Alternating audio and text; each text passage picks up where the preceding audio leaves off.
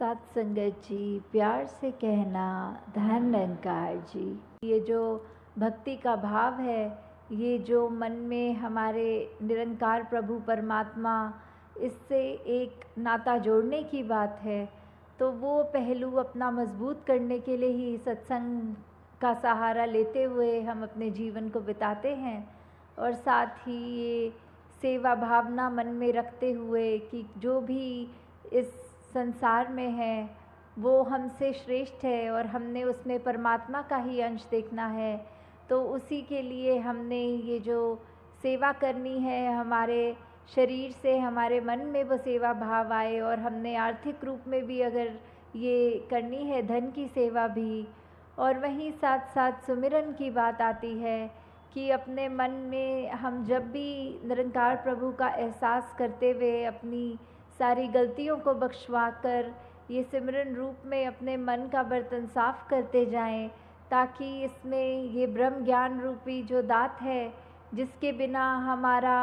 ये ज़िंदगी अधूरी है, वो सफल नहीं होती, वो ब्रह्म ज्ञान टिक पाए। तो कैसे हमने पल पल अपने जीवन में जो भी कार्य करने हैं वो यही सोचते हुए करने हैं कि हमारी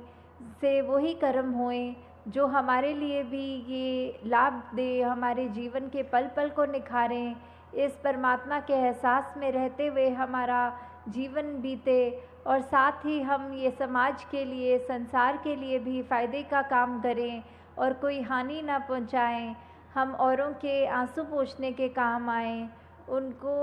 एक आंसू देने के ना आएं। तो कैसे हमने ये सारे मानवीय गुणों को अपने जीवन में उतारना है,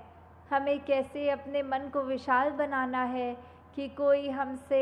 अगर कोई बात करता भी है जो हमारे को अच्छी नहीं लगती, या हमें ये लगता है कि उस व्यक्ति का ये बोलने का तरीका ठीक नहीं था या शब्द अच्छे नहीं बोले, तो उसको भी हमने उसी तरह माफ़ करना है, ना कि हमने ये सोचना है कि उसने मुझे अगर 2 कड़वे वचन बोले हैं तो आगे से मेरे को तो 4 बोलने हैं। ऐसा नहीं हमारे लिए। ये अगर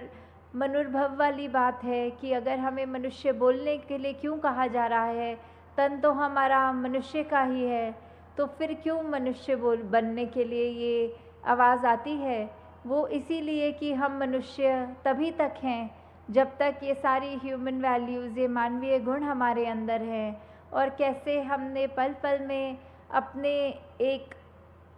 कैरेक्टर को, अपने जीवन को, अपने व्यवहार को बेहतर करना है, तो वो बेहतरी तभी हमारी मुमकिन है जब हम ये एहसास करेंगे कि ये जीवन हमने जो ये सांसें हमारी परमात्मा ने हमें दी हैं, उन सांसों को हमने बिताना है तो सुंदर ढंग से बिताना है। हमें अपने आप को उस तरह उपयोग में लाना है कि सिर्फ हम हर एक का उसमें भला ही करें, अपना भी औरों का भी। और कैसे हम इस ज़िंदगी रहते रहते, जीवन जीते जीते ही हम परमात्मा को प्राप्त कर सकते हैं, इस परमात्मा को देखा जा सकता है। और कैसे ही हम अपने जीवन में जब ये परमात्मा को लेकर आते हैं, ये एहसास में रखते हैं, तो कैसे हम सिर्फ ये अपनी ज़िंदगी को और खूबसूरत ही नहीं करते जाते, बल्कि जब ये हमारी मृत्यु का समय होगा, ये आंखें बंद होंगी, तो भी वो एक उसके बाद की भी जो बोलते हैं यात्रा, वो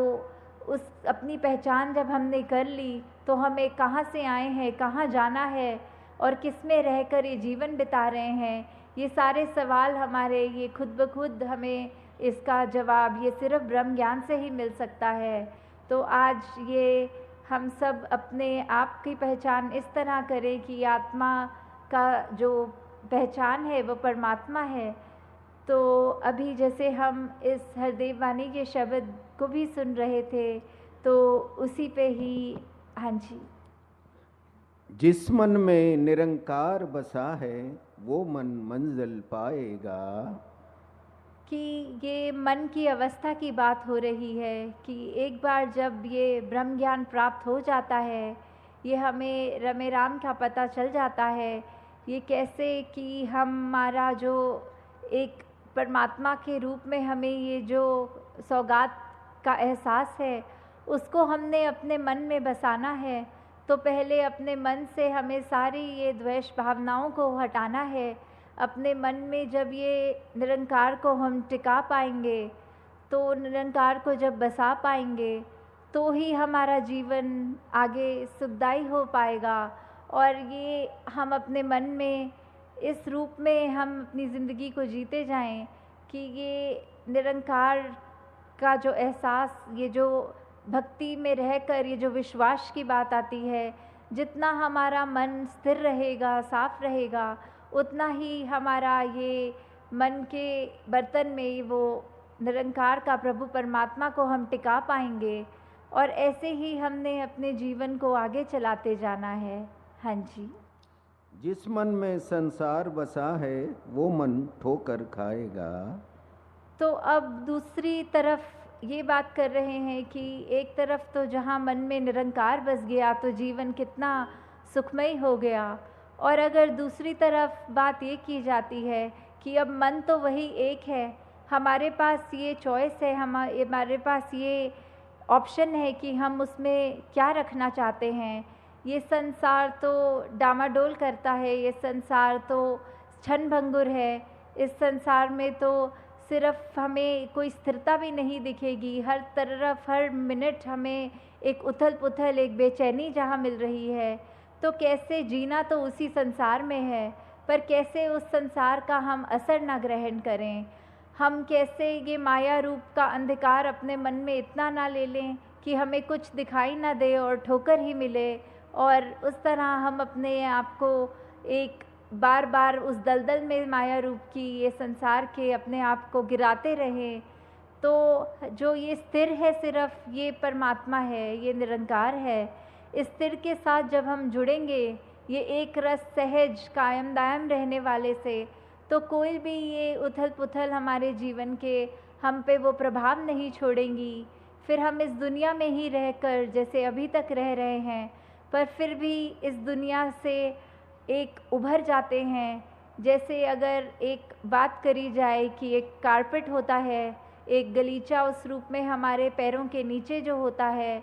तो अगर हम अपनी सिचुएशंस को एक वो कारपेट की तरह समझें कि हम उस कारपेट के ऊपर खड़े हैं, ना कि कारपेट हमारे सर पे होता है, तो कैसा भी वो कारपेट का रंग हो, चाहे वो सुख का रंग हो, दुख का हो, उथल पुथल हो, पर जब तक हम उस गलीचे को अपने पैरों के नीचे रखेंगे, हमारे लिए खड़ा होना आसान होगा। तो ऐसे ही ये बात जहाँ संसार की है कि कुछ भी हो, अगर मन में निरंकार है तो हम अपने जीवन को बहुत ही सुंदर जी सकते हैं। और अगर इस भौतिक दुनिया में ये रंग ही भौतिकता का ले लें और सिर्फ यही माने कि ये जीवन सिर्फ हमारा इसी मकसद के लिए है कि हमने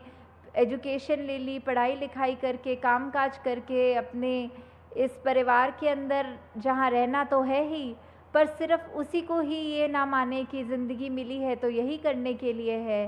ज़िंदगी में ये सब हमें करना ज़रूर है, पर उससे ऊपर एक स्पिरिचुअलिटी की बात जो आती है, एक स्पिरिचुअलिटी में हमें अपने आप की पहचान करने वाली बात, जो हम किस में रह रहे हैं, किस में खा रहे हैं, किस में कार्य कर रहे हैं, जब तक ये परमात्मा का हमारे को बोध नहीं, तब तक फिर हम ये दुनिया के उसी रंग में रंगे रहेंगे जो कि हमें एक पतन की ओर, हमारा एक हमको उस तरह से प्रोग्रेस की तरफ नहीं लेके जाता। तो हमें ये याद रखते हुए कि निरंकार ही है जो हमारा पार उतारा कर सकता है। हाँ जी। किश्ती पानी में रहती तो मिलता उसे किनारा है। तो ये उदाहरण एक किश्ती का यहाँ पे आया है कि कैसे हमें अगर एक पार से दूसरे पार में जाना है और किश्ती का सहारा ले रहे हैं, तो उसी तरह ये किश्ती के नीचे जब पानी होता है तो हमें एक मन में सुकून है कि हमारी किश्ती अब एक छोर से दूसरी छोर जा रही है। ये जीवन जो हमारा है, इसमें हमें अगर ये बात होती है कि पैदा जब से हुए और मृत्यु जब तक है, उसके बीच का जो जीवन काल है, ये इसमें हम अगर यही माने कि ये पानी ये निरंकार का रूप लें, और जब हम अगर उसके ऊपर अपनी किश्ती को रख रहे हैं, हम जा रहे हैं, तो हमें वो भरोसा है कि परमात्मा का हमारे ऊपर वो आशीर्वाद कहें, वो हम अपना फेथ कहें, एक हम अपना जो भी भक्ति भाव में उसको कहें कि वो हमारी लगन उस तरह लगी है, हमें पता है कि ये हमारा जो पार उतारा है वो होगा ही होगा, जो जीवन जी रहे हैं वो सुंदर तो बीतेगा ही, और उसके बाद जब हम दूसरे छोर में पहुंच जाएंगे तो भी ये हमारा उसके आगे भी ये जो मोक्ष की बात आती है, ये सैल्वेशन की बात आती है, तो वो भी निश्चित तभी हो पाता है जब ये ब्रह्म ज्ञान को टिकाते हैं मन में और उसको याद रखते हुए जीवन को काटते हैं। जैसे इसी उदाहरण में बात यही है कि अगर हम पानी को और कश्ती को पानी में चला रहे होते हैं तो कैसे चाहे आंधी भी आती है, चाहे लहरें ऊंची भी उठती हैं, तो भी हमारे पास एक वो डायरेक्शन रूप में हम अपनी किश्ती के चाहे सेल्स को एडजस्ट करें या फिर हम अपने चप्पू को उस तरह से घुमाने लगते हैं कि उसके संसार के जो भी सर्कमस्टांसेस हैं, जो हमारे पास आया है संसार में, एक मौका, एक कोई कार्य, एक वो ऐसा स्थिति बन गई है, वो चाहे फिर कितनी भी उथल पुथल की हो, हम उसको काटते हुए, हम उससे उभरते हुए ऐसे उस पार चले जाएंगे। तो और कुछ ना कहते हुए दासी इन्हीं शब्दों से आपसे आज्ञा लेगी। सात संगत जी, धन निरंकार।